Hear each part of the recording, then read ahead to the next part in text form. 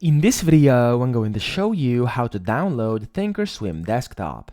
Now, the first thing you want to do, you want to go to Google and type in ThinkorSwim download, and then the first thing over here is going to be download ThinkorSwim platforms from schwab.com. You want to click on that. And then over here, you're going to be able to select your platform. There we go. So you can, of course, see it's for your Windows users, for Mac users, and for Linux users as well. So over here, you want to go to the one you want. For me, it's going to be Windows. You want to click on Install ThinkorSwim, and it's going to just start downloading your setup. Now, this is going to be the installer over here. So as you can see, I've downloaded that already. You want to open that up, and it's going to basically prepare the wizard for installation. You have to select your language, press OK.